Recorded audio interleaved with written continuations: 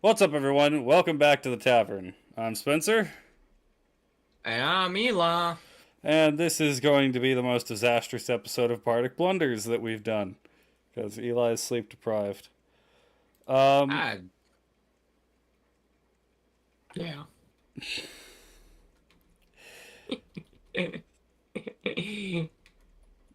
yeah, you could already tell. You could already tell. Um, I'm a danger to myself. and society. So, first topic. Let's just jump straight into the first topic. The our favorite D&D character that the other has played. So, basically, I mean, yeah, that's self-explanatory. I don't think I need to explain that. Uh, my favorite character that Eli ever played. Uh, If you say Mars, I'm gonna throw hands. I was gonna say it's a tough back and forth, and I might be biased. What's up, Cheese? Hey, long time no see, Hey, or long time no read. Uh, I don't. Sure. what is wrong with you? I thought I was supposed to I be the mean, best one, I'm not one seeing today. him. I'm reading his chats. So, you know, whatever. Um, for you, it's hard because you want to stop existing. Whoa, cheese. All right, calm down. uh, I don't want it to seem like I'm biased, but my two favorite characters you've played both came from my first campaign with Ronan and Alice. So here, this is something I was gonna do a video on a video series or a stream or something on like characters and what they meant to me, Mm-hmm. and I was not gonna include Ronan. Oh, really? Because Ronan, I don't view Ronan as really my character. That was your character Well, okay, that I just played. I suppose, but you came up with the idea and basically told me to make the backstory. All right, cheese. Yeah, you. Hey, come in and chill. Forget whatever's happening outside. Uh, well, brain. Sunshine and So lollipops and... you had the idea of a fallen samurai. You just had me write the backstory. So the fact that he didn't remember his backstory wasn't just you not remembering his back, like pretending not to remember his backstory. You actually didn't know it, so you had to learn it as you went. Which, I, yeah, I know I gave you like a paragraph to work yes, with. you gave me a paragraph based on him waking up out of the grave, Yep. and I think part of the reason I enjoyed him so much was because you put such an interesting conundrum in front of me for my first ever campaign. Like I had to come up with this thing and string it into the overall story, and ultimately he ended up becoming the final boss. I can't really call him the big bad because he was never the big bad, but you know, he was the final obstacle for that group, and so I do think Ronan was really cool, and despite me having wrote his backstory, I think you giving throwing out the idea helped me with character writing and helped with that campaign, especially in the early parts when it was like Ronan was getting bits and pieces, and especially when everybody else threw me like little tidbits about their characters, but it wasn't nearly as broad scope as Ronan. But then right after Ronan, you turn around and make Alice, who, gosh dang, was the most fun character to mess with. I Like, good grief. Alice was an interesting character just based on the fact that she was a sorcerer who wasn't born with her power. But she didn't get her power through studying or becoming a cleric or a warlock, doing any other thing. It She basically stole her magic power. she cheated, She cheated. Yeah, ill-gotten gains. And that and it never concept bit her in the alone. ass once.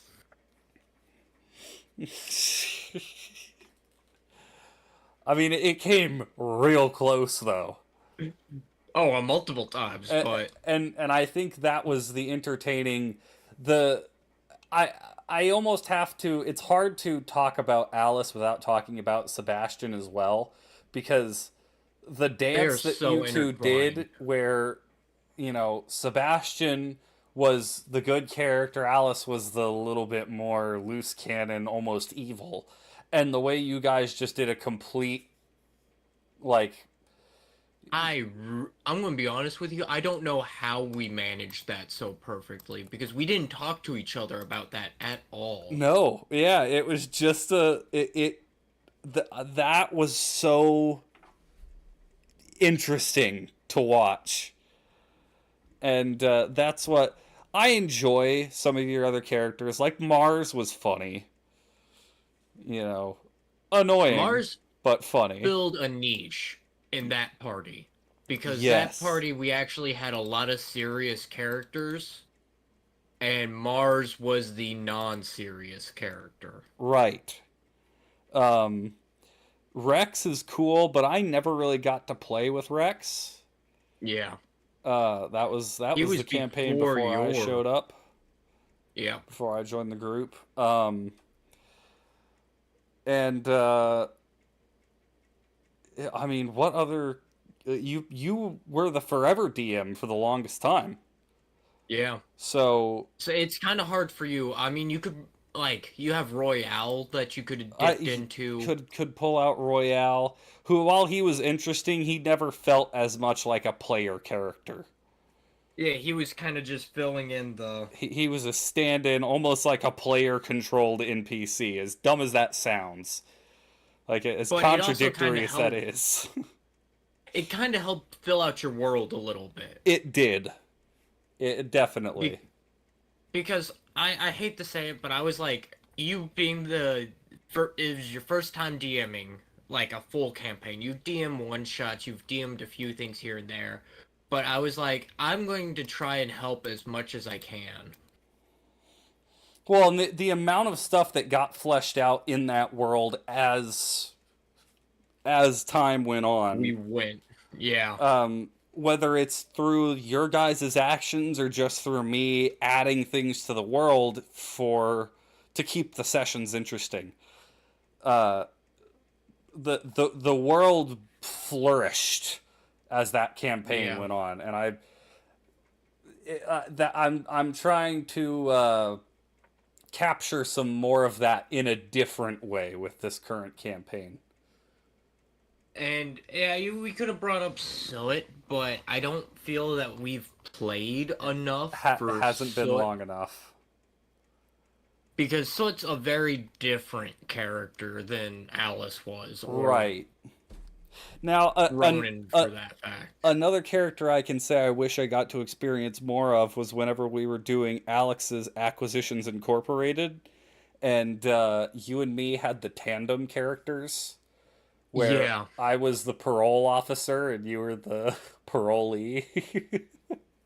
that was a fun duo that because we were just oh my gosh, dude.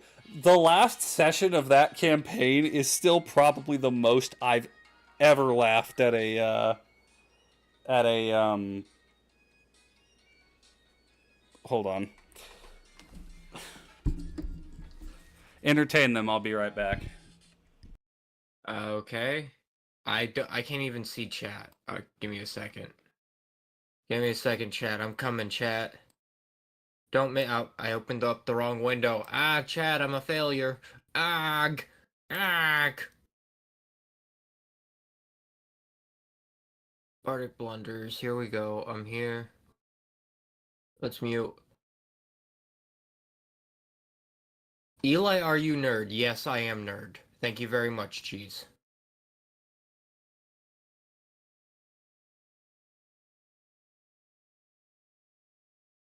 Or are you saying that I am? Is it what? Cheese, I'm really tired right now. I've been up since early this morning. Mm.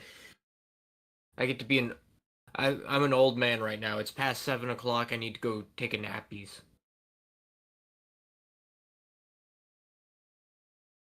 But you guys are stuck with me. I don't really know what to do because like,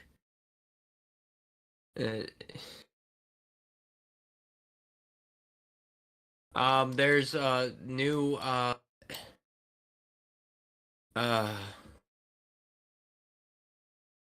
Halo miniature game coming, which is really cool. It's pretty dope looking. I really like it. It's a very interesting concept. What else?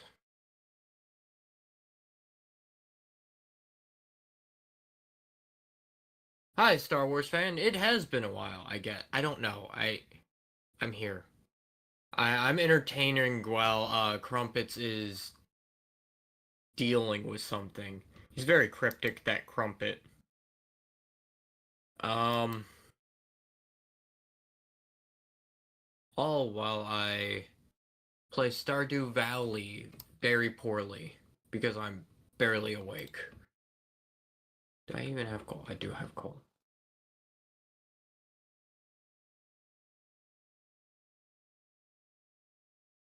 Oh, plum blooper. Okay. Uh, so, how's everyone doing?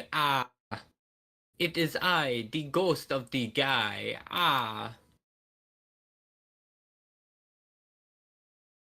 Oh, I just heard one of my siblings cursing. Okay. Anyway, can open the right. I want to throw something. So, I can't remember his character's name, but there was a character that I really enjoyed that he played.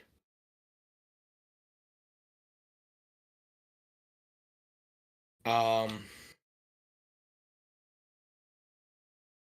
Oh, okay. I got you, a Star Wars fan. It is a Halo miniature game, much like Warhammer, but Okay, built. my bad. I'm going to finish this tangent for Star Wars Go fan. ahead. It's a board game for Halo, but you get Spartan miniatures, and basically you can run around the map. You play three modes, which is Oddball, Capture the Flag, and Slayer. You can run around the map, pick up weapons, and it has height advantage, clear line of sight advantage, stuff like that. It seems pretty cool. I want to check it out. They previewed it at a Adepticon, which is a Warhammer thing. So I'm really interested to see how it goes. All right. What did you talk about while I was? Other Um, than that. that was pretty much it. I kind of stammered around for a bit. All right. Yeah. So, what It were we? it's called Halo Flashpoint for anybody who's interested. What were we talking about before I had to go? It was your favorite character of mine, and then it'd be my favorite character of yours. Okay. Yeah. Oh, yeah. The parole officer and the parolee that we played. The last session of that campaign that we did was quite possibly the most I've laughed in a D&D session. It was just three of us.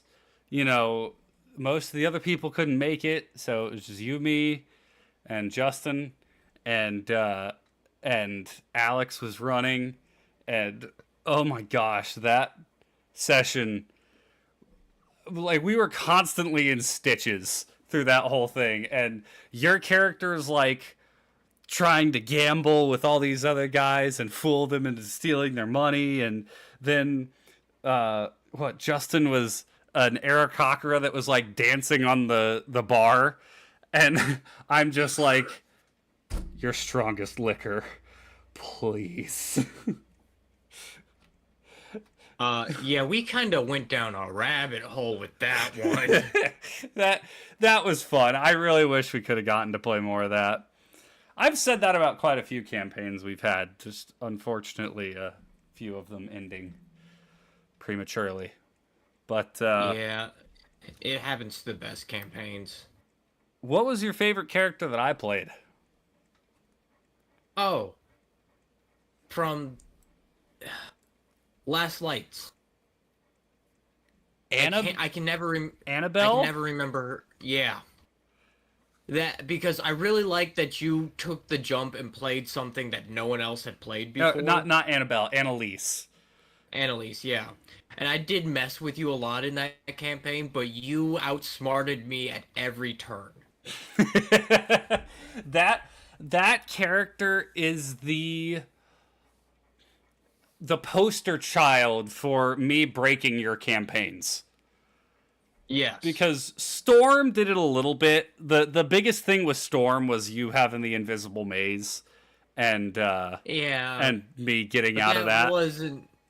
That wasn't nearly as bad. That was as... session breaking. That was not campaign breaking. And in the moment, you were like, I hate you so much. I planned this session. I was going to laugh at all of you. And then ended up all being made up with the fact that the other two idiots managed to double up on the pain with their puzzle. Yeah, I thought... So the one that really went hard was... the session that you figured out how to break my campaign in the darkest, the Last Lights one, and I was like, I can't really argue you on this one. So, okay, which session would that be? Because there was a couple instances where I just basically, took a shortcut. It was you ended the campaign early. Yes. I will give you that one. You jumped the gun on the campaign. And I should have probably made the final boss super hard for you to fight there. But I wasn't that mean.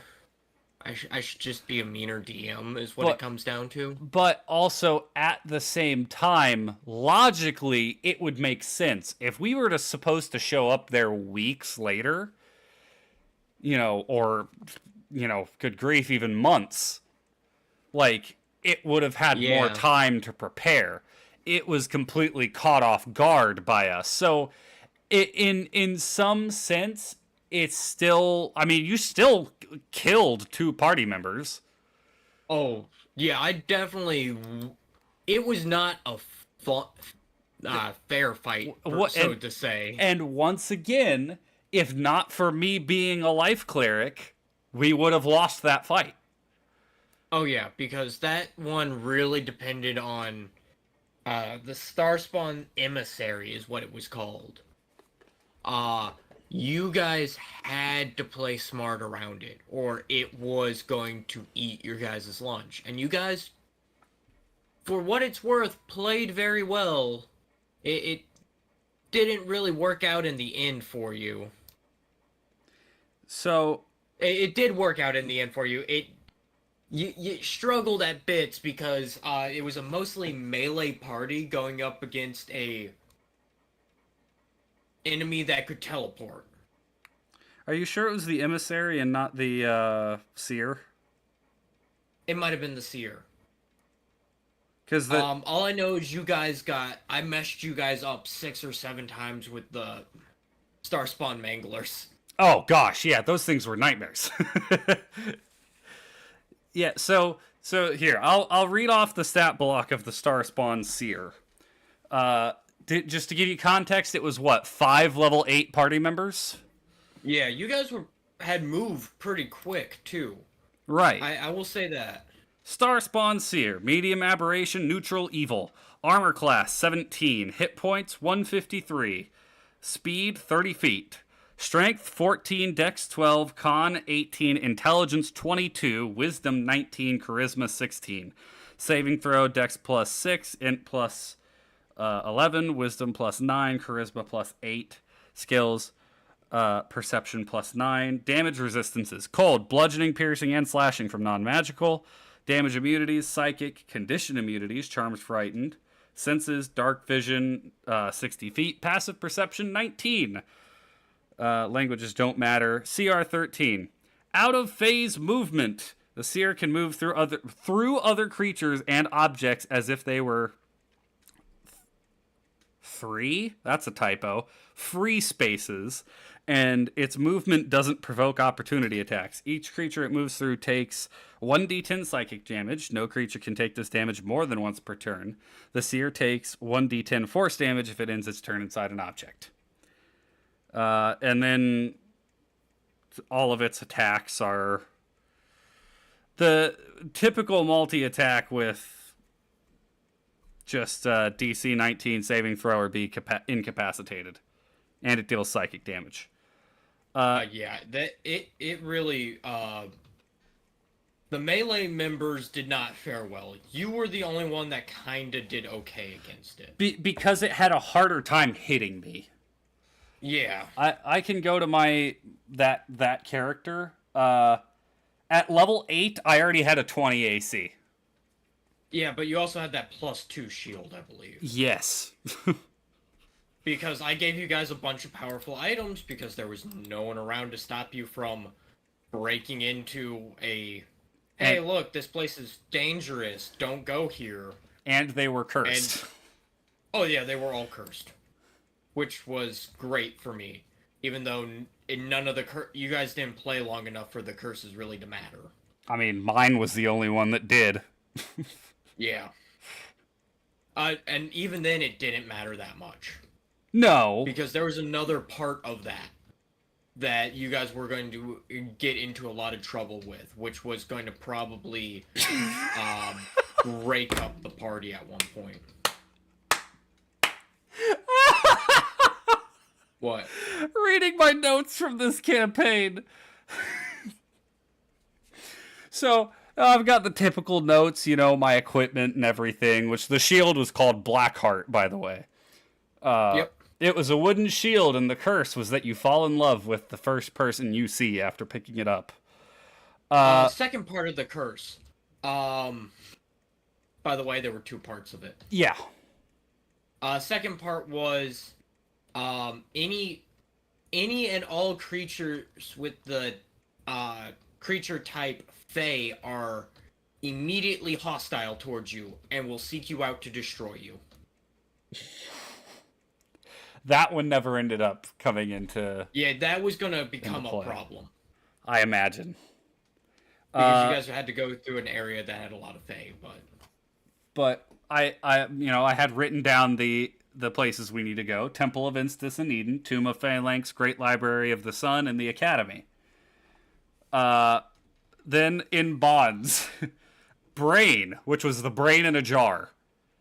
Aziel, Goblin Friend, Oingo Boingo, dead.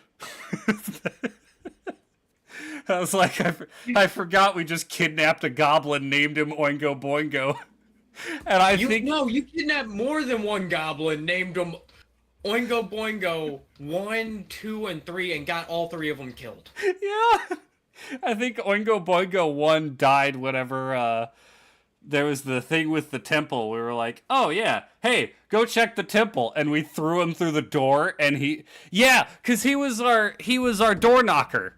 Like, Yeah, you guys were so evil. We threw like 17 doors, and then finally we're like, oh hey, go into the temple, and there was like a magic spell over the temple. We threw him in, and he just disintegrated, and we're like, welp. We need a Good new thing one. we have a door knocker. We need a new one. Yeah, I forgot guys how were... unhinged we were in that campaign. Well, then again, it was kind of an unhinged campaign if you think about it. I mean, yeah. I was not playing nice with you guys. You guys, I told you not to play nice with me. Yeah, But then again, I also worked with you guys a lot more in that campaign where I would tell you things like, no, you should probably do something like this if you right. want to keep going. Yeah, and that's what I'm gonna there's gonna be a moment coming up in my campaign where I know somebody is going to try and do something, and I am going to dead stop everything and be like, are you sure you want to do that? Who do you think it's going to be? Oh, I don't know. Something tells me it's going to be Finn. I think Finnegan is gonna be the one. Although it could just as easily be anyone else. I've been playing that campaign so smart and so practical. Yep. But I have a feeling everybody's still been kind of laid back and lighthearted, and it will be this will be the moment that like knocks it into your guys' heads just how serious I am with it. I'm like, yeah, no. It's going to become the I am listening to the words you're saying and how you're saying them. Oh no. Someone's gonna get in trouble. But I've done a pretty good job with shutting up when things happen. yes, you have. But I have a feeling one of our mobster duo is gonna decide they need to open their mouths, and they won't be able to write. They won't be able to cash the checks that it writes. But so I put a rant on boss design on the topic board because I like bosses. I like bosses in video games. They're one of my favorite parts about video games. That's why I like the Dark Souls series so much, and Hollow Knight, and all those kind of games. I love bosses. Boss fights are fun. I have been seeing quite a lot of things that are rankings for the Elden Ring bosses because, people are getting hyped for the DLC, all that stuff's coming back up. So people are like, oh yeah, ranking the Elden Ring bosses. And there's quite a lot of Elden Ring bosses that I do enjoy. I've made my opinion known that it is my least favorite of the FromSoft games. Not saying it's a bad game, but it's my least favorite of them. Just because I like the others better. It's not that deep. But one of the things that I keep on seeing is people ranking Malenia as a 10 out of 10 perfect boss. I have a problem with that because Malenia is not a 10 out of 10 perfect boss. So, Eli, just for a little explanation, in Elden Ring, all the major bosses have a little thing that is essentially input reading, where if you do not time your healing with an attack, they will start an attack the second you go to heal. It's not even a, it'll happen in other Dark Souls games where you'll go to heal right as the boss is attacking and it hits you. It happens. But in Elden Ring, it's a specific thing. It can't really be considered input reading because it essentially, they start the attack as soon as you are in the middle of the healing animation. So it basically is like the boss is seeing the animation and responding to it. So you can't just be like, oh, I need to back off and run away and heal, because they'll do an attack to knock you out of the healing animation or damage you and make the heal worthless, basically. So, Yeah. That can get a little annoying until you recognize how to do it, and then it's just like, okay, I gotta time my healing a little bit better. When it becomes really annoying is when you pair it with a boss who is incredibly quick, who deals a lot of damage, has I will say it, BS attack that is just the least fun attack in the series to deal with. And the boss heals every time it hits you. I think Melania is fine. I think Melania is like an 8 out of 10. I don't think Melania is perfect. There is no world in which that boss is perfect.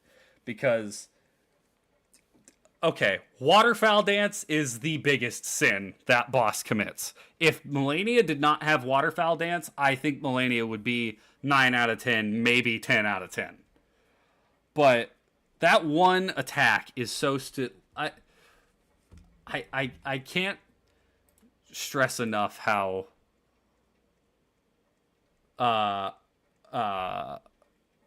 let me see. Nice message in the description. Oh yeah, I've been putting those in every one of my streams.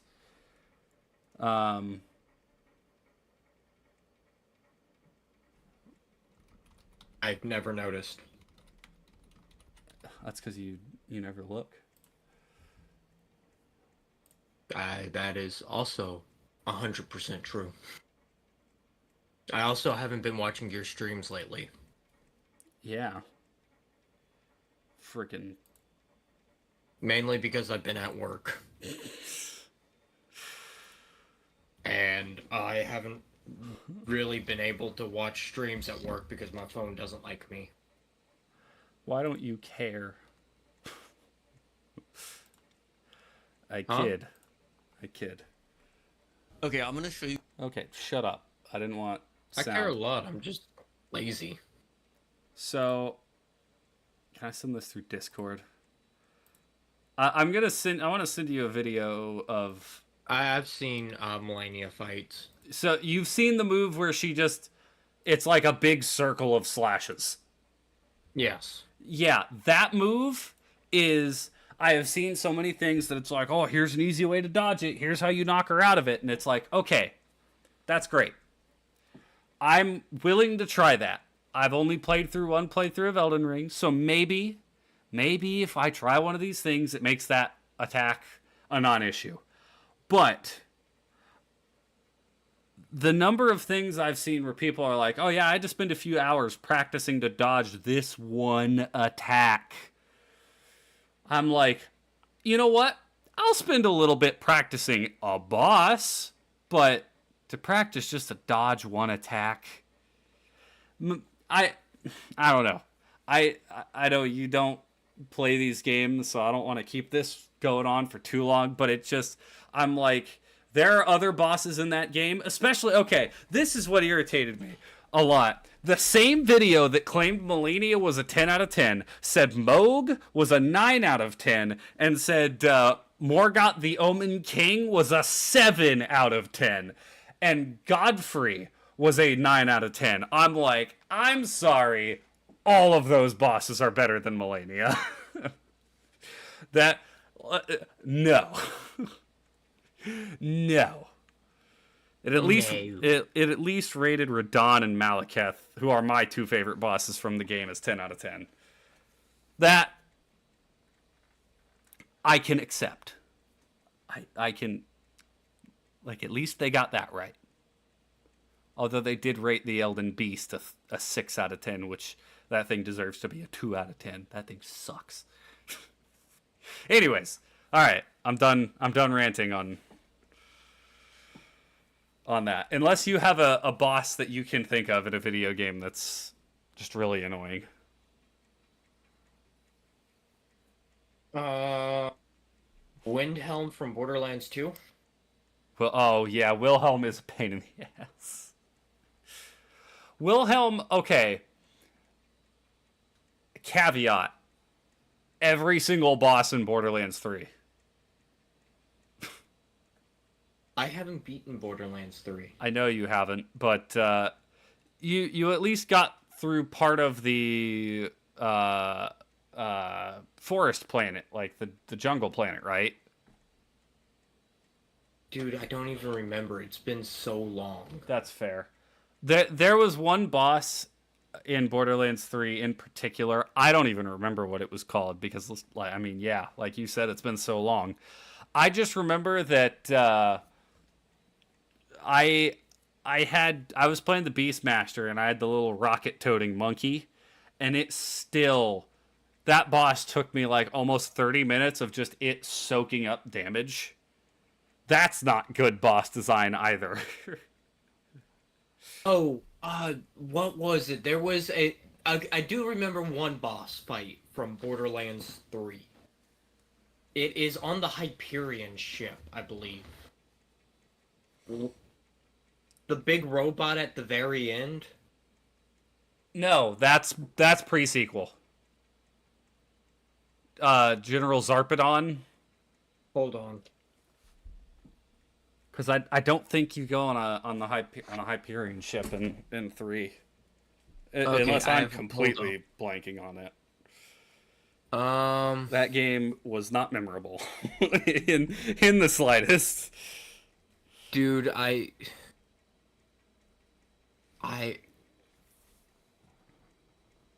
oh, like Catawanga ball, maybe.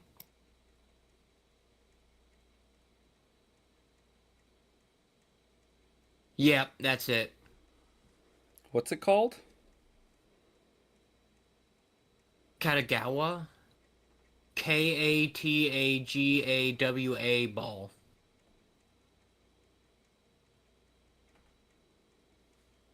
Oh yeah, Because it was near impossible to beat with Zane unless you got lucky.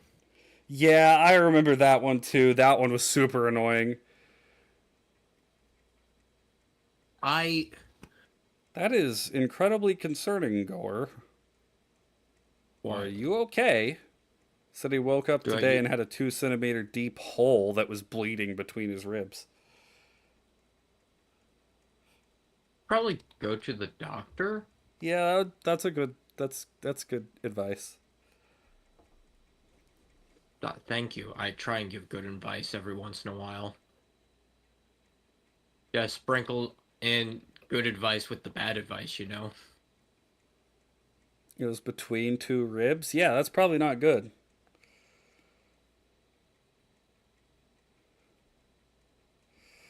Okay, let's see. Borderlands 3 Boss Guide. Boss 1 Shiv. Oh, that was the very first boss in Pandora. And Mouthpiece. Yeah, those two were just like typical Borderlands bosses. Gigamind. Promethea. Oh, yeah, the like brain with eyes. Don't even remember it. That one was it so the gimmick of the boss was that it had a massive shield bar and then like no health. Ow. Uh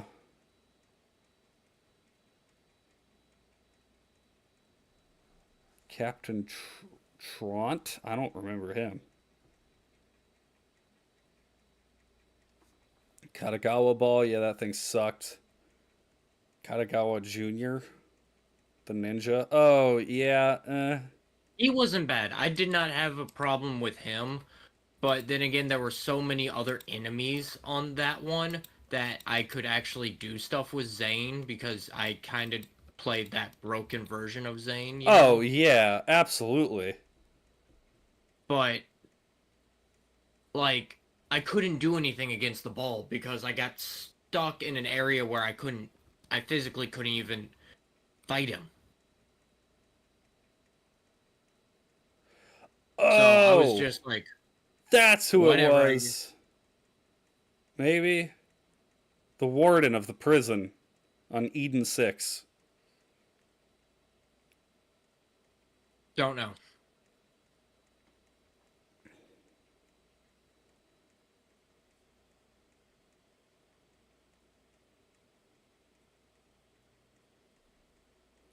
he can just heal, and it's very annoying.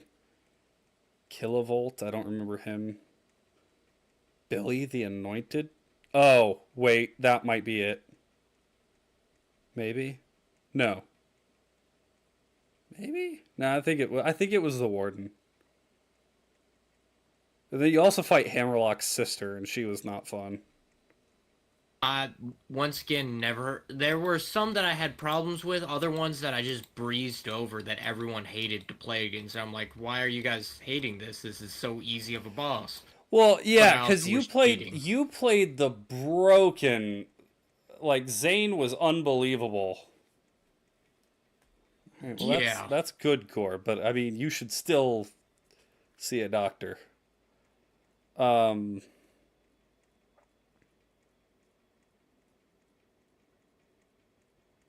Can't believe we're being the grown-ups.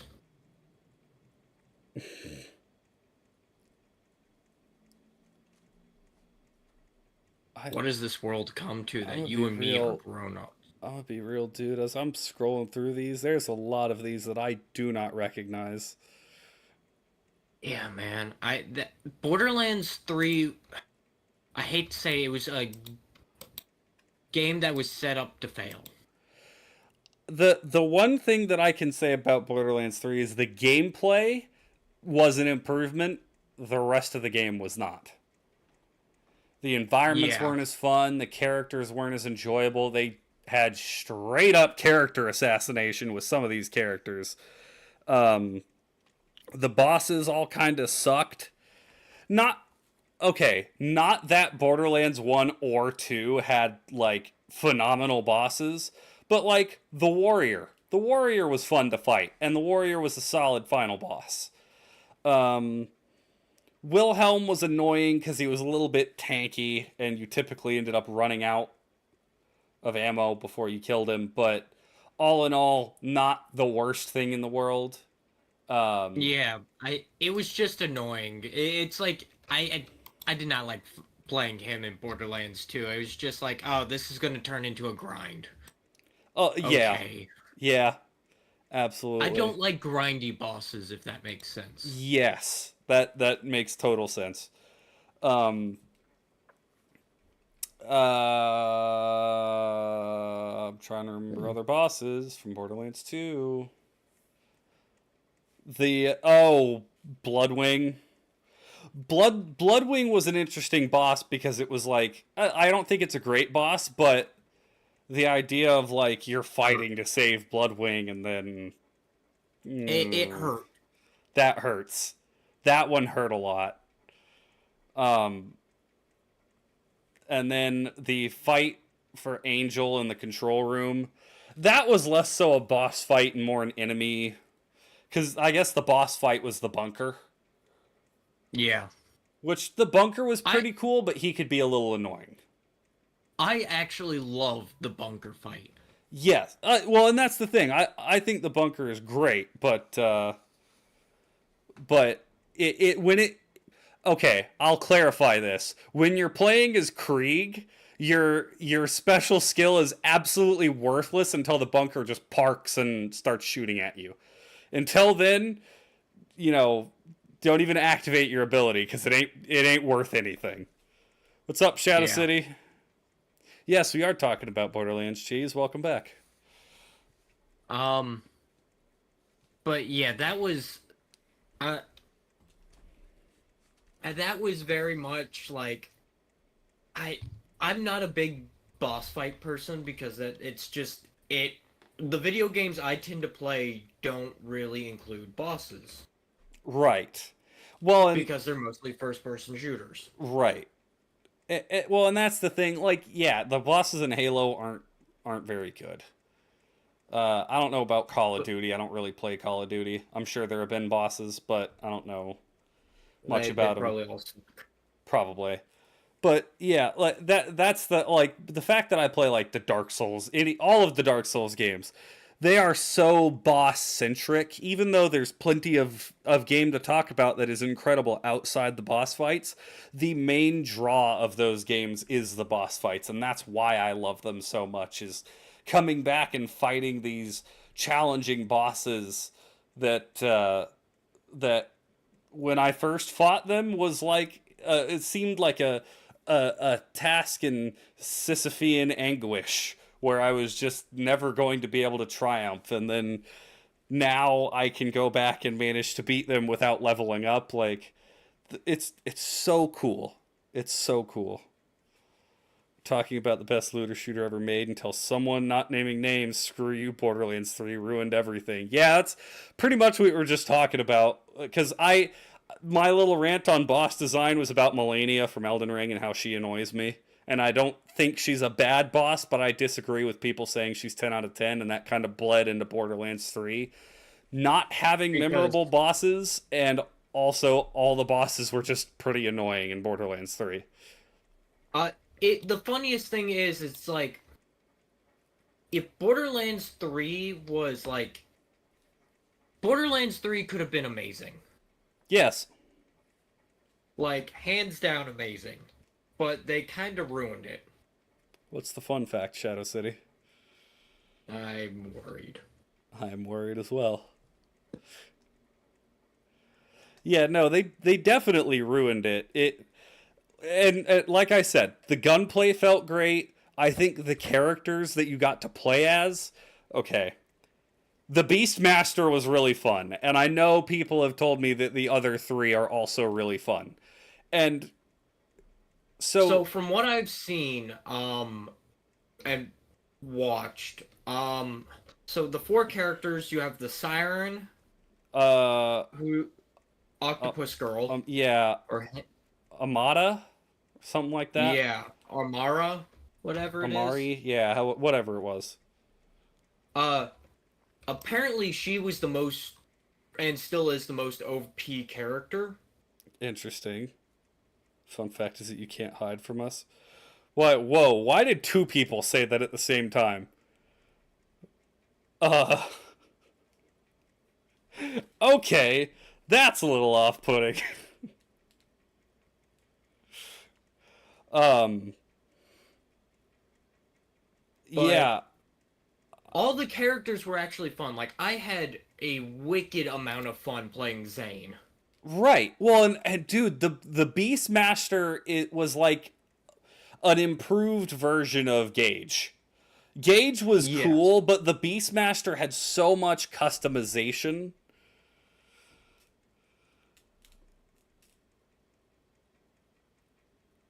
Uh-huh.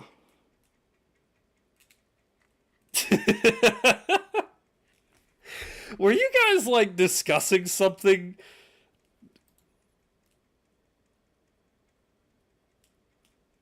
What's going on? I don't like it.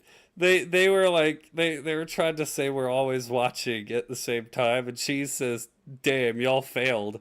Were you guys like planning something? Do you guys have a Like server that like we're a not a part Discord of? channel? Yeah, I was gonna say, you have like a private channel where you guys are like, "Hey, we're gonna try and screw with them."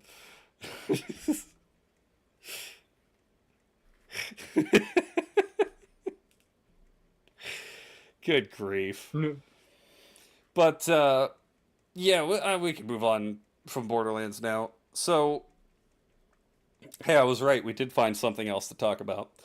Uh, How shitty Borderlands is. That's yeah, yeah. Unfortunately, such a great franchise that's been tainted, like many others.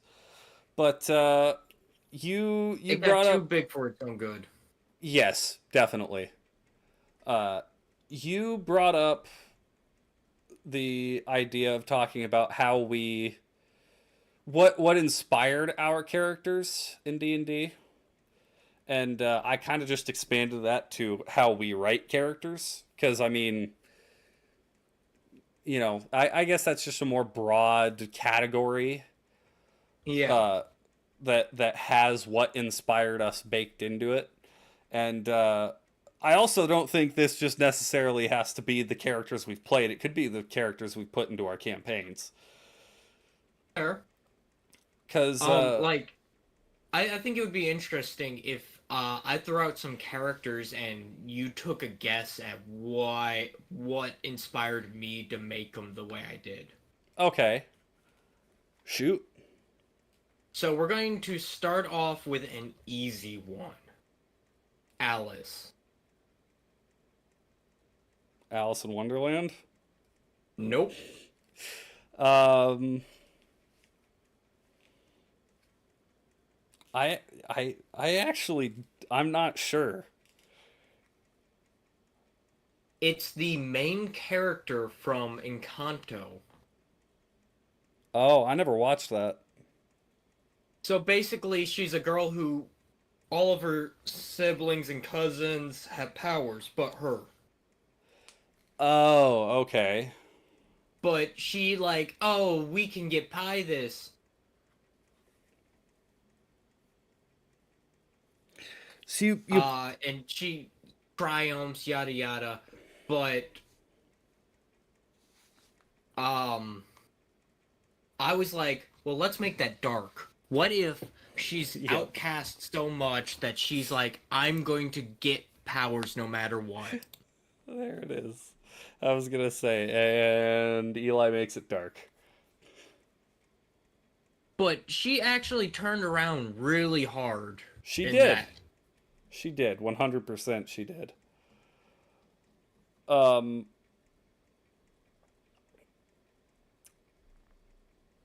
so it's kind of hard because for me, typically, unless I'm playing a character that I was like, yeah, they're definitely based off of this or whatever. Typically, I tend to come up with an idea and make a character based off of that idea.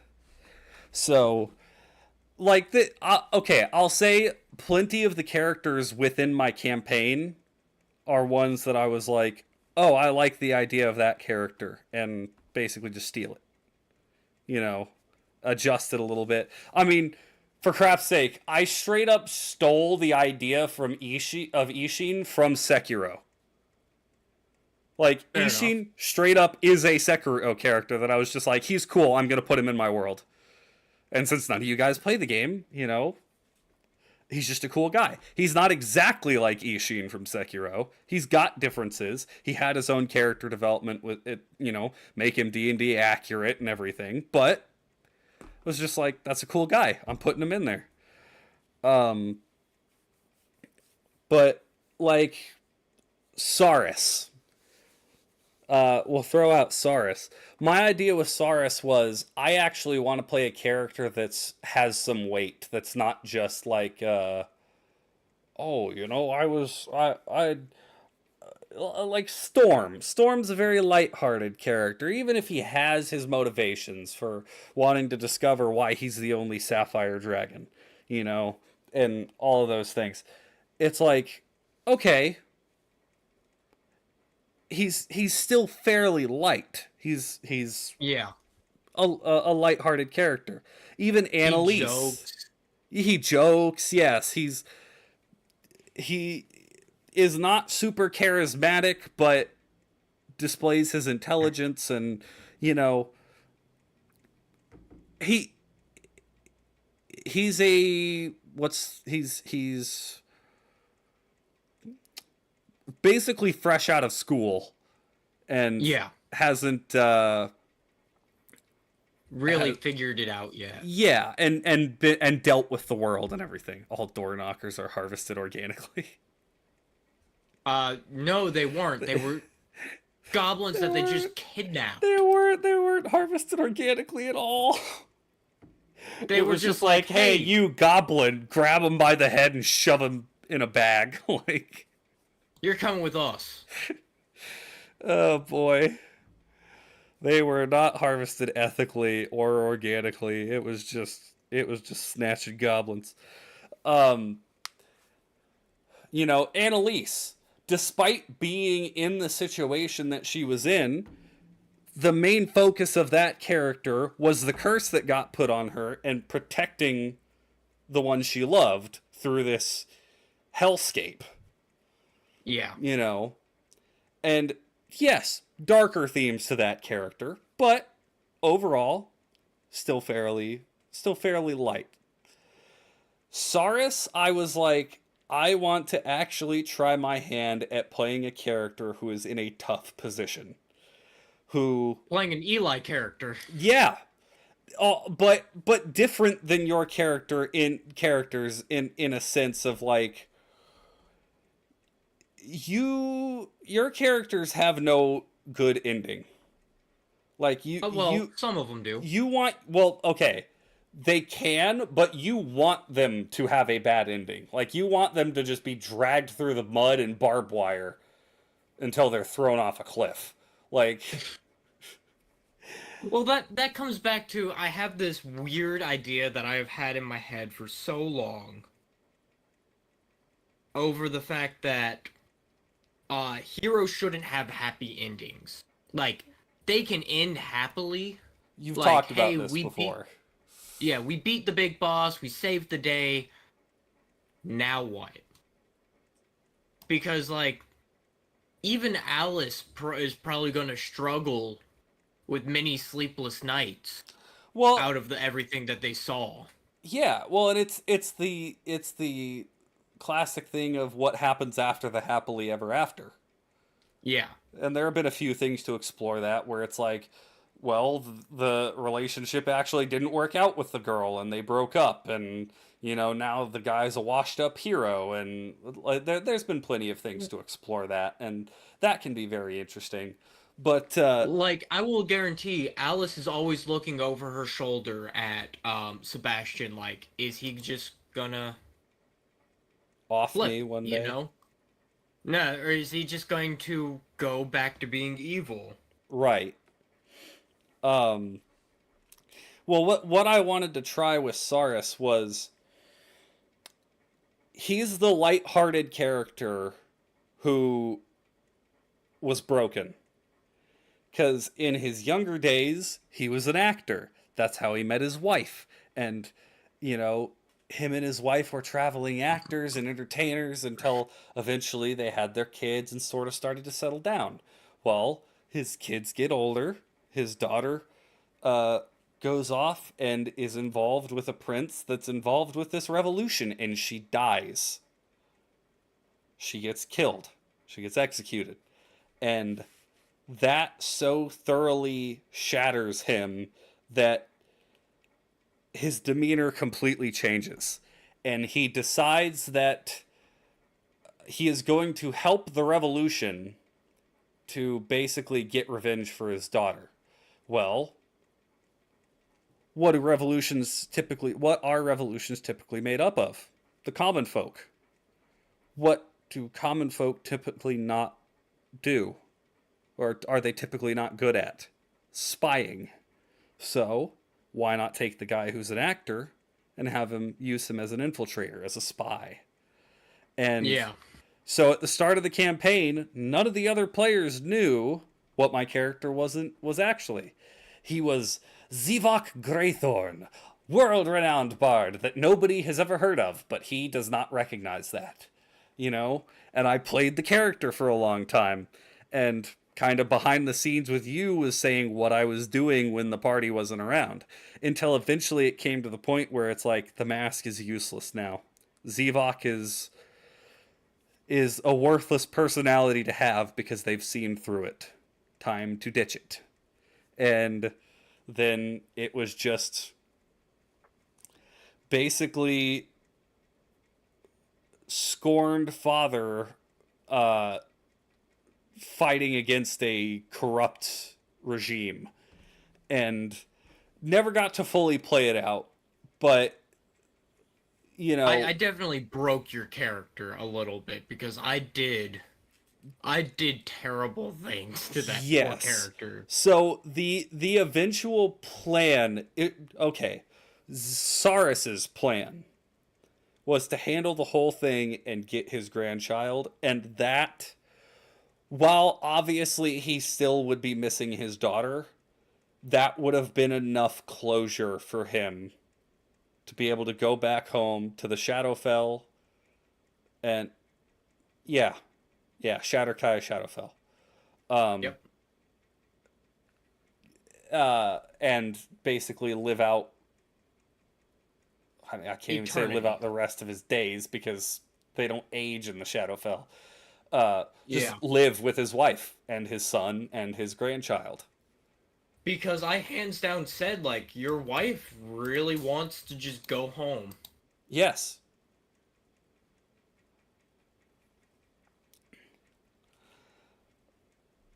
And she does not care about what's going on here. She wants out. But she under she took the loss of the daughter very differently than you did. Right. Your character did. She looked at it like, listen, bad things happen. And we chose to be here. And yeah, a bad thing happened. Let's get out while we still can. Mm-hmm. Let's cut our losses and go be happy. Not here. But that was never going to work for him. Now, I can tell you the next time we went to the Resistance's city, he would have sent her back to the Shadowfell. He would have been like, I want you and him to get out. Yeah. Because I may die, but I can't go back. Because in Saris's eyes, he failed. He failed his one duty as a father, which is to protect his daughter. You know, and that failure, it was not just a matter of, you killed my daughter, I have to get revenge on you. It was like, I have to prove to myself that I'm not just a failure. I'm not just, like it was an outward anger at the people who killed his daughter, but also an inward anger at the fact that he wasn't there to save her.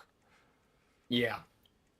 And But the whole thing with her was she was a very outspoken individual. right. And she was really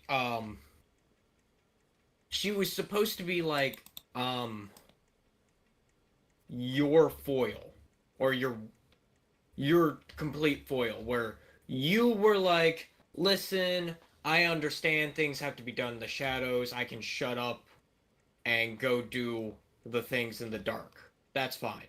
She was like, no, everything has to be in the light, everything has to be done publicly, because that is how you get change. Right. And that's what killed her.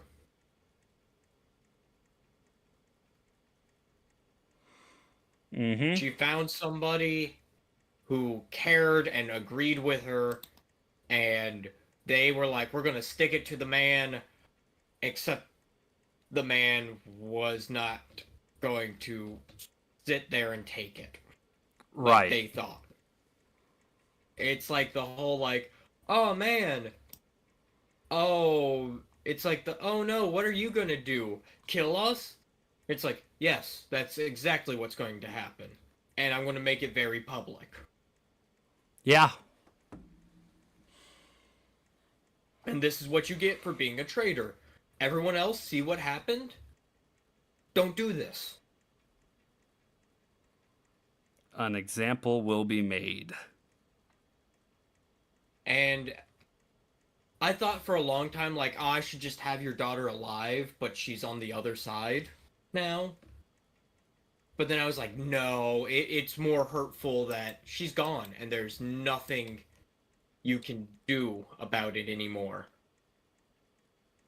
Right. Well, and it wouldn't have made sense for her to turn. Yeah. Well, it would have if, like, they held her son hostage, Yeah. But even then, I was like, no, that's more of a plot point for your character, that it's like, I may have messed up and let my daughter die. I wasn't there to protect her as a father, but I can be there to protect this one. Right. That's exactly. Despite my perceived failures, which wasn't your character's failure, let's be honest. Your character had nothing to do with her death. Oh, no, absolutely not. But in his own eyes, the death of his daughter was his, like, it was due to his inaction. Yeah. That he could have saved her if he did something differently, if he had not allowed her to be so brazen and forthright with her rebellion and everything. Like If I would have raised her to be a more selfish person. or and not even more selfish, just like if I could have convinced her to take my route of going the back roads, keeping things quiet, or maybe let's not get involved in this because this is dangerous. This is human problems. We're not human. Exactly. This is problems for the material plane. We may be here now, but this is not our responsibility. And that's what his stance was prior to her death. He was like, I don't care. Yes, I understand this regime is corrupt, but they don't do anything to me here in the Shadowfell. So, why should I care? He was a very brash personality. And that's most of the characters I play, even if they are a little bit more rough around the edges, they're always... I tend to play good characters. Yeah, I tend to play chaotic characters. Yes. But he was my one foray into a character, or at least my biggest foray into a character that was like... Because Dante was willing to help, even being a petty thief. It was like, well, yeah, I'll help the overarching good cause. I'll, stab a few people and pick a few pockets on the way, but... And that's the thing that I've always thought, that always annoys me. It's like, if you're playing a rogue who's supposed to be evil, and it's like, I don't fit in with the party because I'm an evil character, it's like, well, think about it. Your evil character, yeah, you're an evil rogue, so what, you're chaotic evil. If everyone's dead, there's nothing for you to do anymore. Right. The Joker isn't the Joker unless there's Batman around. And that's the thing I don't get, where it's like, my character's evil, so I'm just going to kill the entire party. It's like, no, your character wouldn't want to do that. Because even evil characters know, hey, being bad, doing the right thing right here, right now, helps me reach my end goals. And whatever end goals those may be, I still need to do a good thing every once in a while. It doesn't make me a good person. Right. But it definitely helps me grease palms, like, oh man, we helped save the king. Is the king really going to let his savior rot in jail? Exactly. For something as such of a misunderstanding? Mm-hmm. And that's where Dante wasn't so much of like, oh, I'm gonna manipulate and do it. Like, he was just like, yeah, we'll do the good thing. As long as I can have some money and shiny things along the way. He was a pirate. Very much a, probably, I would honestly consider Dante lawful neutral. Yeah. At the time, he was chaotic neutral. I was doing a lot of things, like when the little spat with the guards broke out and I just sweep in, I'm like, yeah, I'm his relative. And steal the guard's corpse and take all the stuff off his body and toss him in a shallow grave. Like... There was quite a few moments like that where it was like, yeah, that's riding the line a little bit. That's... But even in the end, he purposely went out of his way to help save the day, to be a hero, so to say. But then you look over at the other side with Mars did not care about anything but himself. Right. And Mars, while yeah, Mars did the right thing, it was to meet his ends, not the party's ends.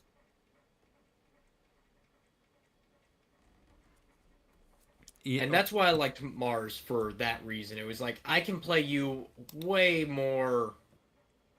I don't care what you guys think. I'm gonna do my own thing. right. Well, and that is too, I think, with his inclusion in my campaign, what I found interesting, or at least what I found enjoyable about Dante, was he kind of evolved, where it was like the way he was when I played him in Alex's campaign. He was, I mean, he was like 19. He was still a kid, pretty much. Yeah. Like he's young. By the time it comes around to my campaign, not only is he in his early 30s physically, but based on the time he's been around and with the whole weird like time distortion thing with him, really he'd been around for about 80 years. He'd matured a lot, and while he still is not like a yeah, I'm going to be the hero and go save the day, he wasn't just running around picking people's pockets anymore. Yeah. Because he had no reason to be picking people's pockets anymore. Yeah, exactly.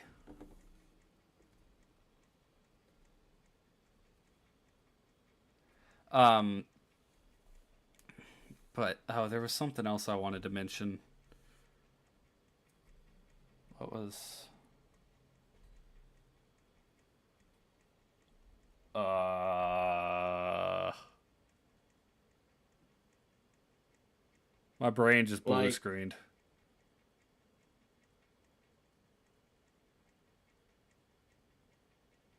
Yep, nope, I lost it. I have no idea what I was gonna say. um, but it's like I like to take characters that I see in television that are like these goody two shoes characters and then drag them through the mud. Yeah, Because I think that's an interesting concept of like, hey, bad things do happen to good people, but at the same time,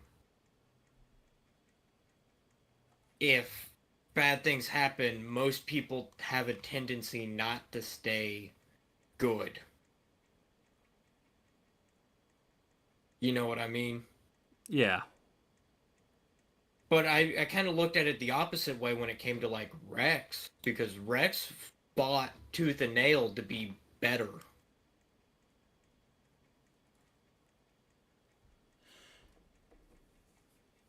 right.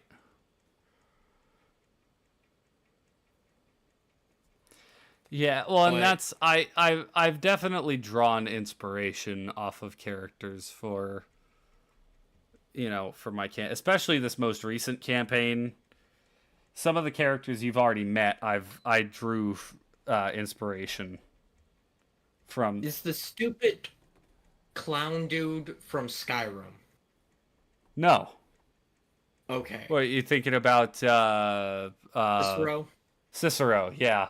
No, a little bit of the idea, the jester idea, the general jester motif came from Shaco.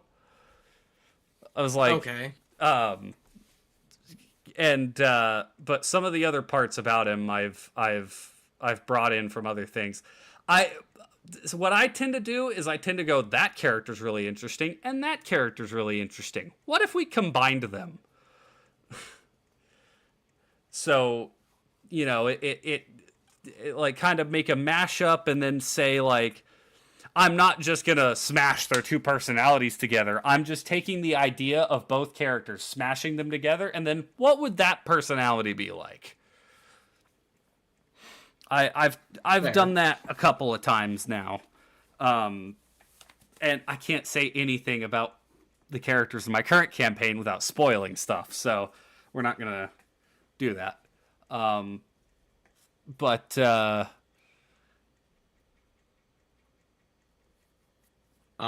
It's like funny enough, like everyone, um,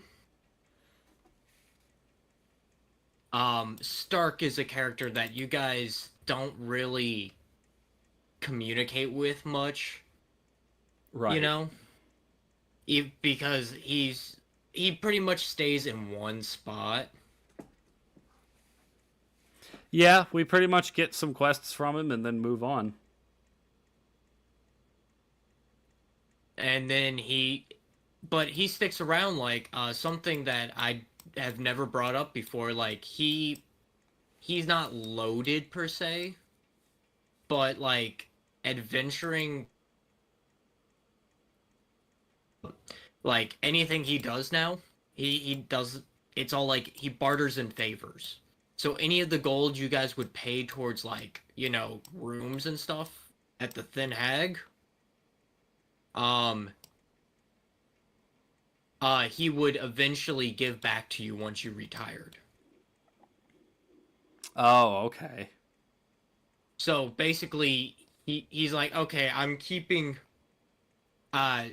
You were paying 25 gold per night in the room, you know, whatever it is.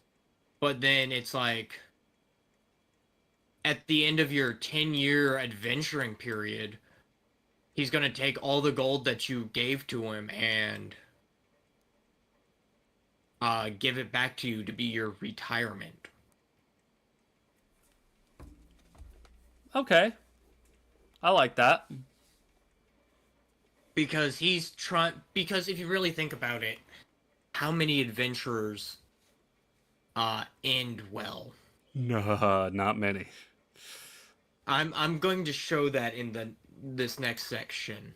This next session is I'm going to show you guys something that is very heartbreaking, and it's like, yeah, no, this is what life is like All right. as a normal adventurer. Not a lot of good things happen.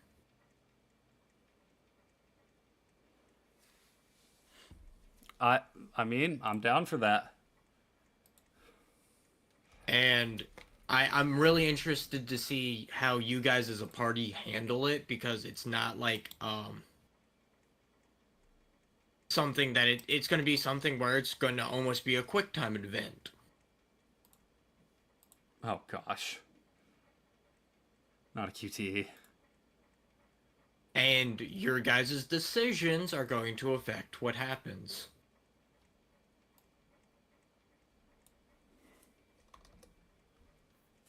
And I just find it interesting. Well, see, I do like whenever actions have consequences because it I really don't does. want to spoil it, though. I kind of want to spoil it to you because I know you will take it in stride and won't, like, act on it, you know? Nah, you don't need to say anything. Okay.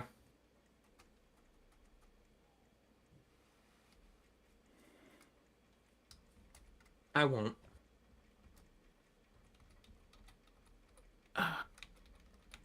But I like taking what I see in media and, like, incorporating it into my D&D characters. Right. And yeah, I've done my fair share of that. Less so with my personal characters and more so with my campaign characters. Yeah. Because with my personal characters, typically the way my personal characters come about is I have an idea that's like, oh, it'd be interesting, a druid that blah blah blah, fill in the blank. And so typically mine are just like I get an idea, I'm like, oh, that's an interesting idea, and then I kind of expound on it and tweak it a little bit here and there, and that's how I end up with my player characters. Yeah. The other thing I like to do, especially when playing in a D&D campaign, is I like to talk to the DM and be like, "Hey, this is what I want to do. Is that possible?" Right. I really try and incorporate the DM because it's in the end it's a cooperative story, but it's still the DM directing things. So like when I pitched Ronin to you, you could have said no, that's not going to work in this campaign. I'd been like, okay, cool. Or like Soot, there's a good chance that you could have said no, this isn't the campaign for a character like Soot. See, and I don't like to do that because it's like, you know, we can figure out a way to make the character work. Like Yeah. I wouldn't just shut it down. I'd say more like, well, no, that's not exactly how this works. We can tweak this a little bit, do it like this, and that'll work. I did that with somebody. Oh, it was Willie, because Willie just wanted to play the Ice King from Adventure Time, but not like, oh, this is a character that's an ancillary of the Ice King. Like he wanted to play the actual Ice King come through a dimension and into the world, and I was like, all right, I can't do that. That's the thing where it's like you're crossing the line there. If you want to use the Ice King as a template for your character, awesome. That's more than okay. But you know, you can't actually play a character from another universe. I guess that's the line I draw. You can't be a character from another world that is that character specifically. Like if you want to play a character based off of Wolverine or based off of Mega Man or, you know, good grief, based off of freaking Pikachu. Like, yeah, sure. But you can't be a Pikachu. And they yeah. It's like Soot is based off of Bastion from Overwatch. Mm-hmm. But he's not one for one Oh, Bastion. no, I went out of my way to change him up enough where he was not the same exact. Because I was like, I don't like playing those characters. Right. I like to because yeah, Bastion's backstory is sad, but like I kind of messed Soot up even more. Yeah, well, and you gave him a different spin where it's like he's actually in tune with nature, and the reason he's a wildfire druid.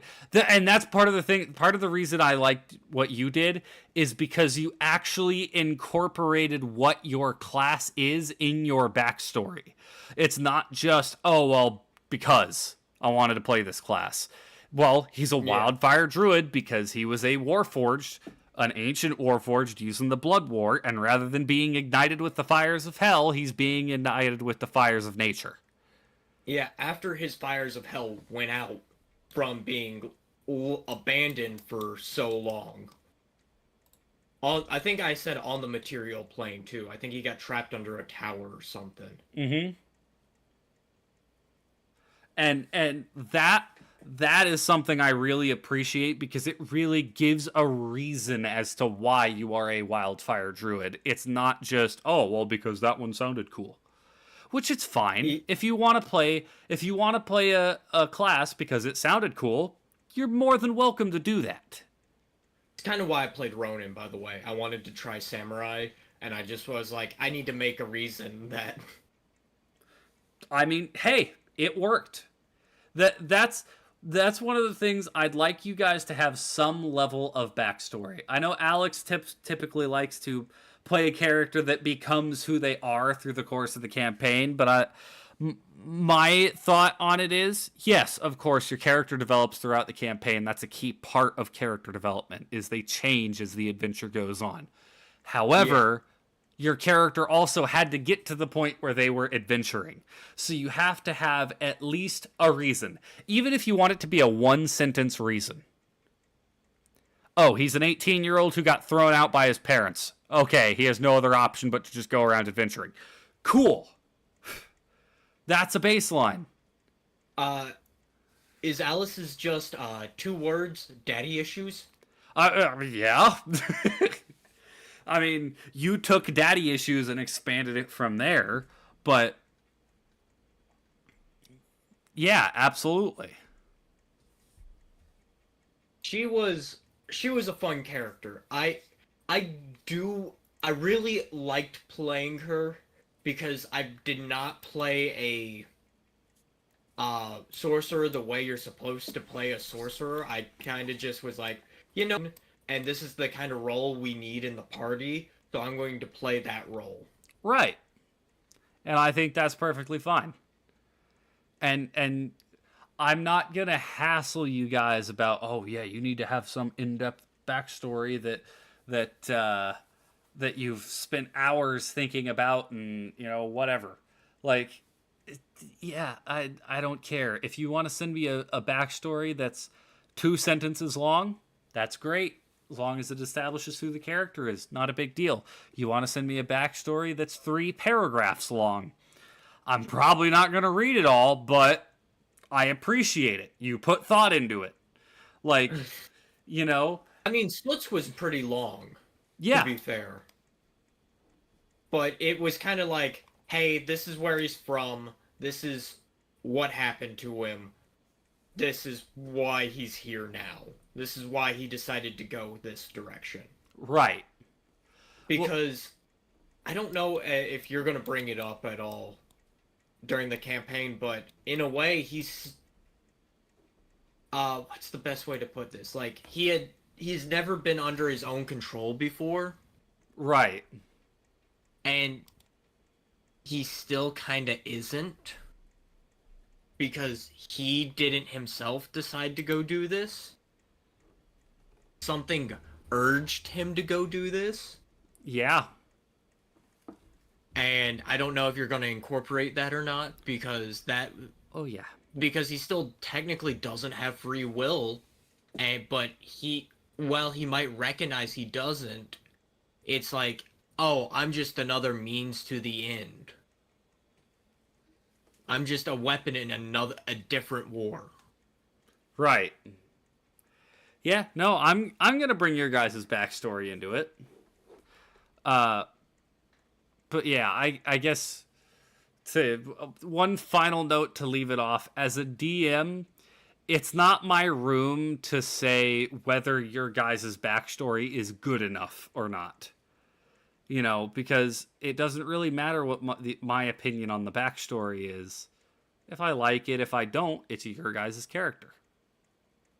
You guys want to play a character. You guys came up with the idea for the background of the character. Why should I say, no, that's bad?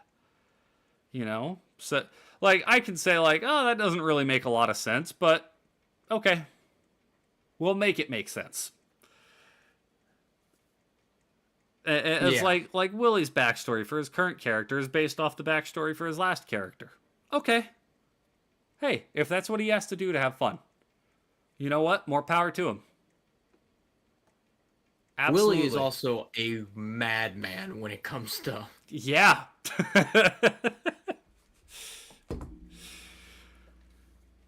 Oh boy. He he throws some interesting things out there at us, and we kind of have to Thank you, group. dance with the music. Thank you, group. What's up? Oh no, what did group say? Group pops in to finish up the quote from the title, what I titled this episode. Why are we here? And he pops in, just to suffer. Perfect. Oh boy. Yeah, but that's what I enjoy about D&D is giving you guys basically giving you guys the floor to do whatever you want.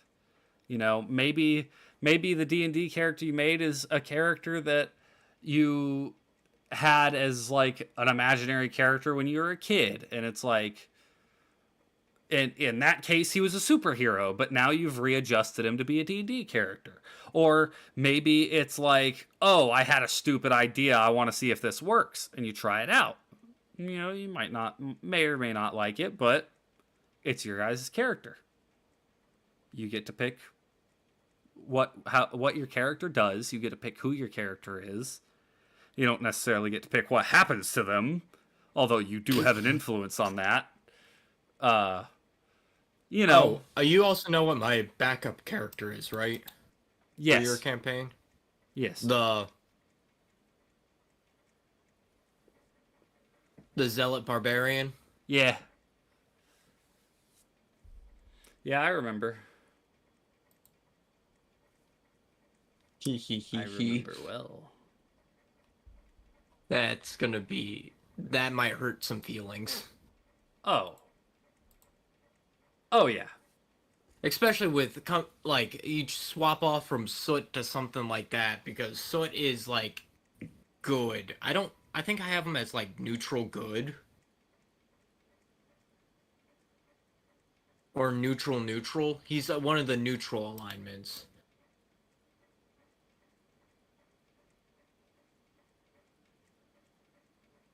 right, But um from Soot to a character like that, that's going to not,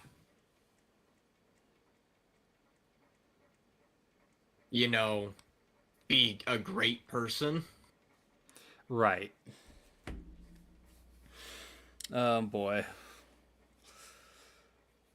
you got your quote. Yes, I do. So we've been on for an hour and a half now. This is a little bit longer than we normally go, but unless you've still got stuff to say. I'm good. All I'm right. exhausted. So, my quote's a bit of a long one, but it's as a DM, you can tell your players to f off and pick a better fitting character. You got to maintain balance between you suffering with the wacky and you having a good time telling a story you want. Oh yeah, yeah, okay, yes, there is a certain level of like, all right, guys, come on, but So typically, I saw a post that was perfect for this. It was, listen guys, I want you to be happy and play what you want, but I want you to pick between these two things. I'm going to give you a scale to go off of.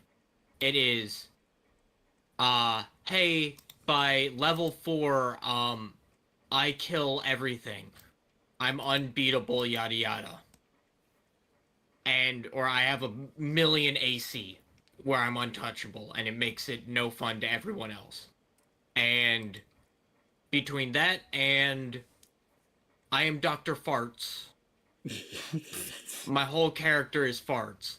And somebody's response to that, so those are like those are the extremes. those are the extremes, and he's like, yes. He goes, okay, that's reasonable. And I'm like, okay, that one makes sense to me. Right. Though, though Dr. Farts would be a really funny character if you think about it. Oh, yeah, of course.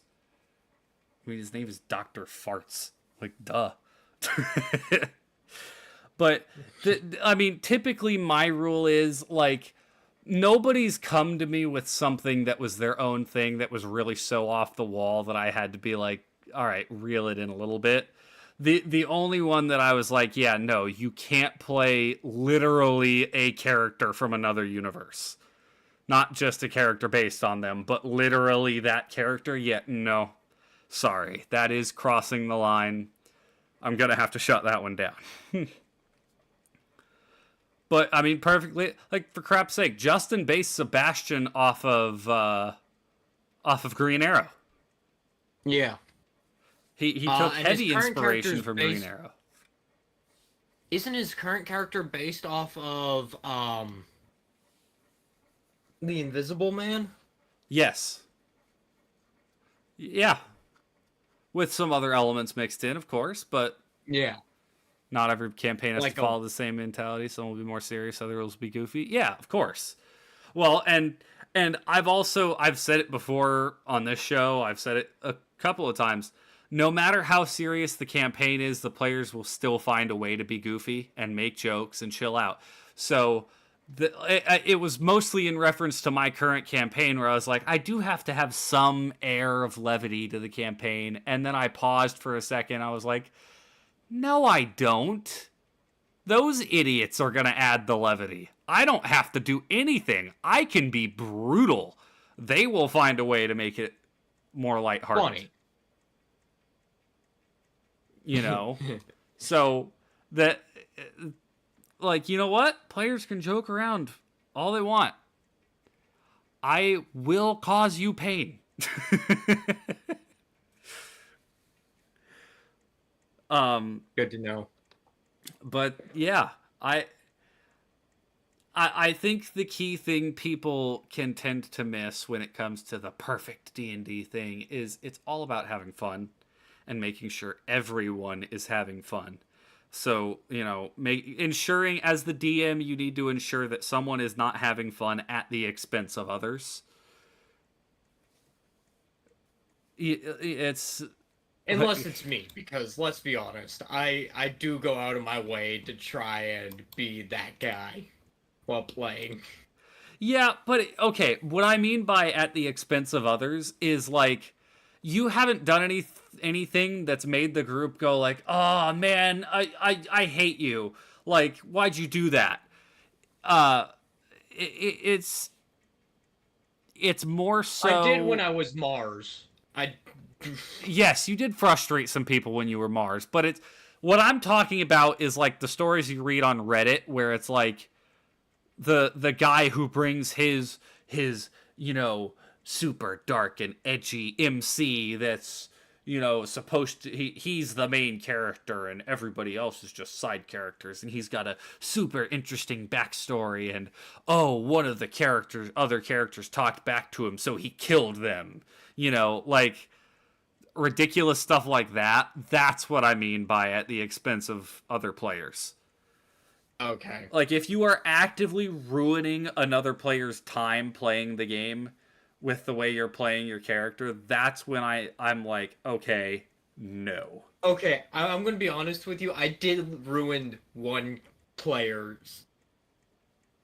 I do still feel terrible about it. Adam was playing a Dragonborn Paladin, and he was like talking about like, hey, this is what faith means, this is what this means, yada yada. Yeah, I know.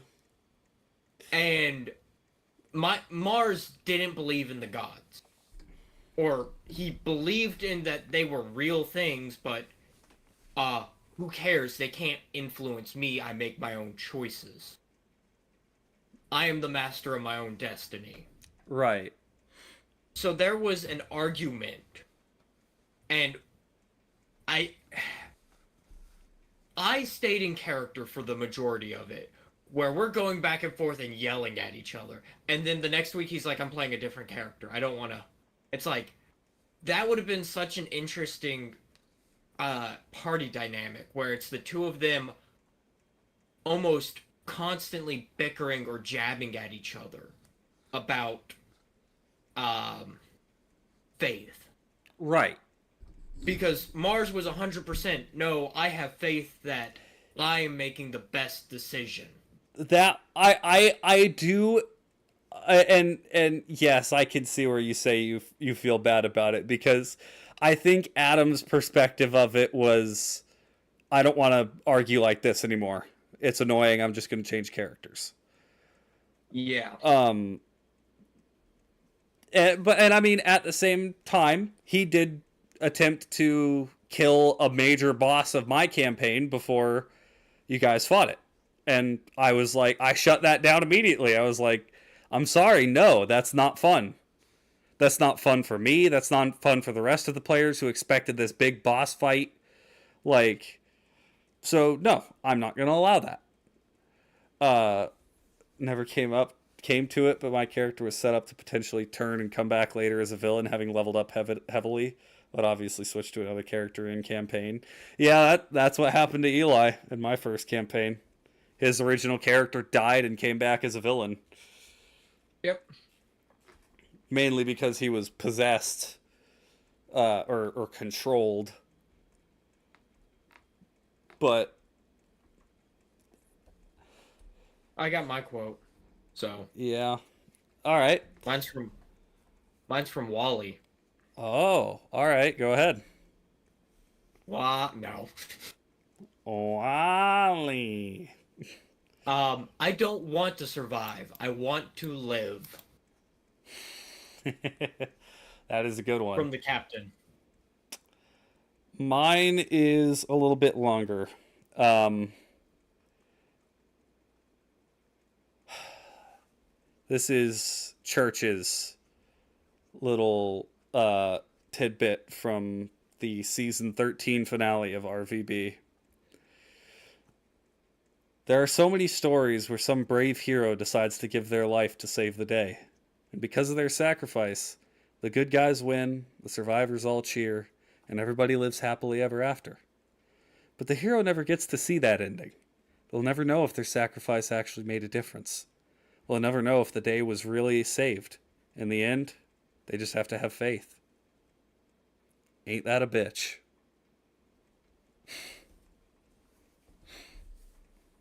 Language. But I felt it was necessary for the quote. That I was reminded of this quote because I saw it put over a compilation of all of Noble Team's deaths. Yeah. I was like, oh, I forgot about how good Red versus Blue was. Yeah, RVB used to be really good, man. It hurts that it died. Yeah, it really does hurt.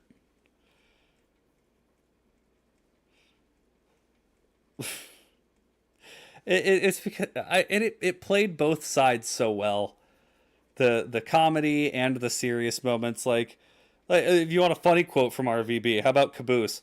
Bleep bloop. I have so many achievables.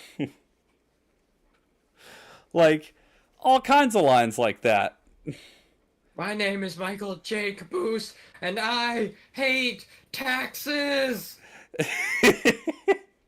Yeah, and then I watched the episode where they fight Tex and the Tucker's when Simmons is like, "You know how to use this thing?" And he's like, "Yeah, it's a sword, not a fighter jet. What's not to understand about swish swish stab?" Heard a good one from ATLA in your feed. Honor is not the opposite of shame, but its source. Only true humility can rid you of it. Yep. ATLA has some great quotes too. Uncle Iroh. Oh man. One of the best written characters in history. But that's perhaps for another time, as we've already had, I think, our second longest podcast. If not third. But anyway, I think that's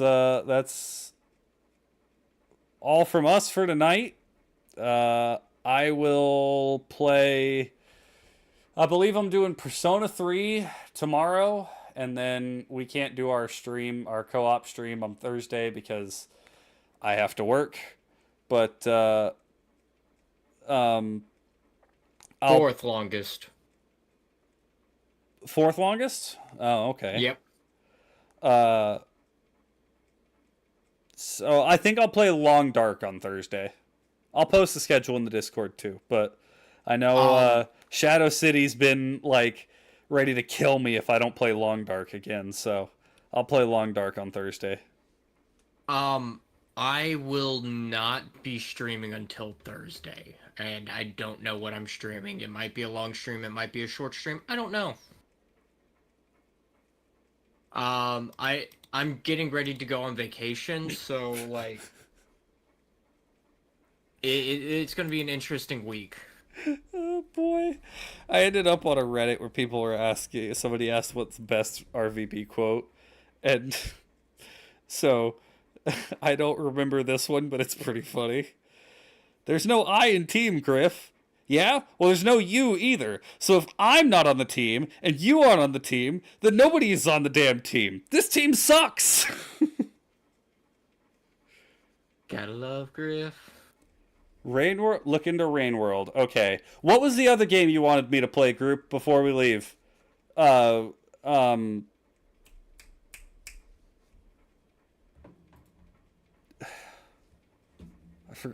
keep forgetting what it's called. I'm like, oh, I need to look at that game group told me to look at, and then I forget. Oh, there is a game coming out that I think you would actually really like to stream. Um it's called Little Kitty Big City. Oh, that's an interesting name. You're a cat that falls out of an apartment building and you have to get back home. I don't think it was Satisfactory Group because you did recommend that to me last stream. But this is one you've been telling me about for longer than that. I think it started with a U.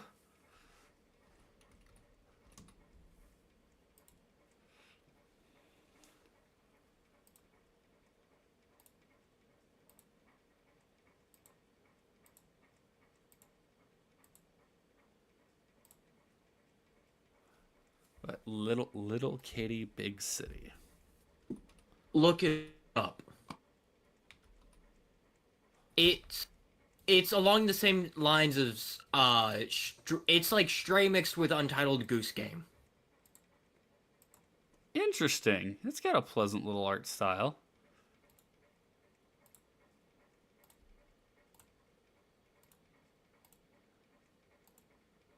Yeah, I saw a trailer for it today and I was like, oh man, I'm going to have to get that when it comes out. Planned release date 2024. All right. Yeah, sure. I'll add that. It's coming soon.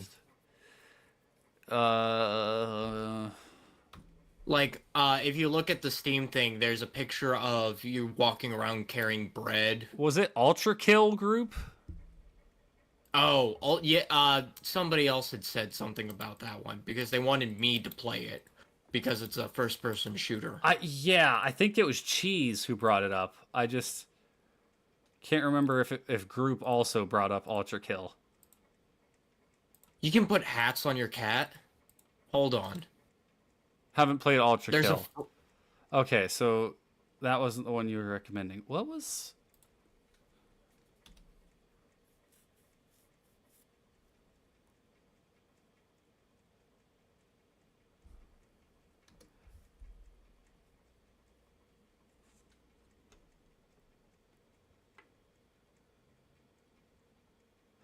If you can happen to remember the other game, I know you've told me about it before,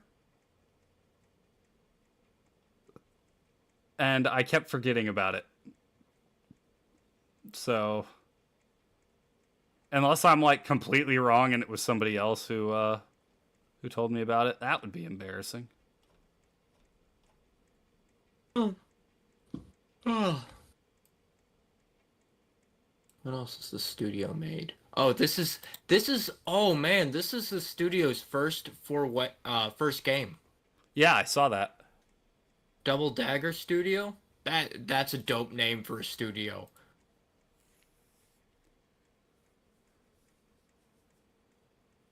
Splitgate. I think it was Splitgate. I think yes.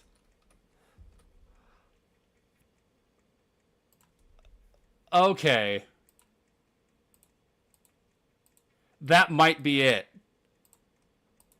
Hold up, wait a minute. Is this like a first-person shooter with Portal aspects? Yes. Yeah, screw it. Why not?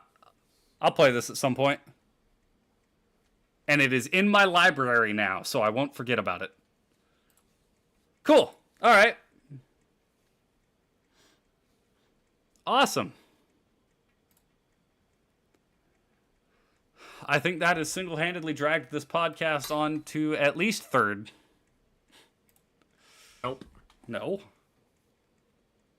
How long are we looking at? We are an hour and 50 minutes. Ah, now we are second. Oh. Nice. Longest is an hour and 56. And then it's like an hour 48, hour 46. Okay, yeah. I don't have enough to talk about to fill 6 minutes, so. But thank you everybody so much for watching. We'll be back again next week with probably another mishmash of random things to talk about because we keep we keep coming up with everything to talk about 30 minutes before we have to stream, so maybe we'll finally put thought into it this time. I mean, there isn't really anything big going on, which is No, the there problem. isn't. Well, the problem is there's a lot going on in sports right now. So if we were doing a sports podcast, we'd have so much to talk about. But I don't think most of my audience would really care about a sports podcast. So, you know. I would not care about a sports podcast. Yeah, I know. So I don't have anybody else to do it with. I mean, you got Alex. Yeah, but I mean, I don't know. He's a busy man. I don't know if I'd be able to. What's a sport? Rein him in. You've never heard of sports ball? You don't play sports ball? I love sports ball. Oh, that's a game that I wanted us to play. What? Ooh, I just burped. But it's Oh Dear. That sounds familiar. You're a deer eating magic mushrooms trying to hide from a hunter.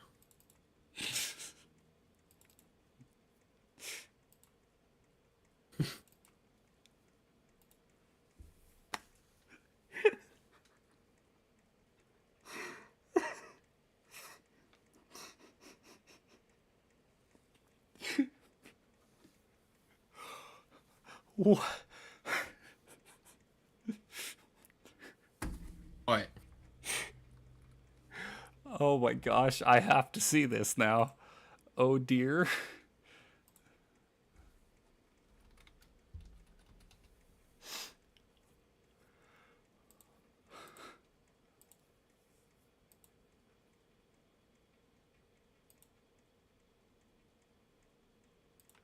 Oh my gosh. Oh, it's like a what's the term? Like Dead by Daylight. Except it's a lot goofier. Yeah, I mean, yes, of course. What's the term I'm looking for? It's something multiplayer, like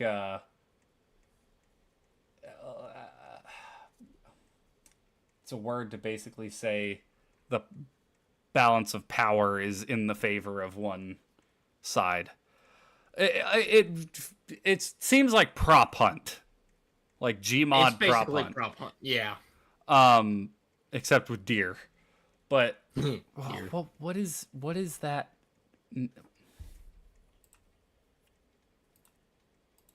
What is the term? Isometric.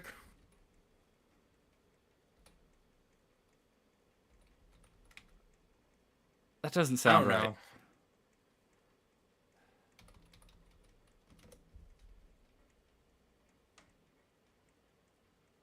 Asymmetric multiplayer.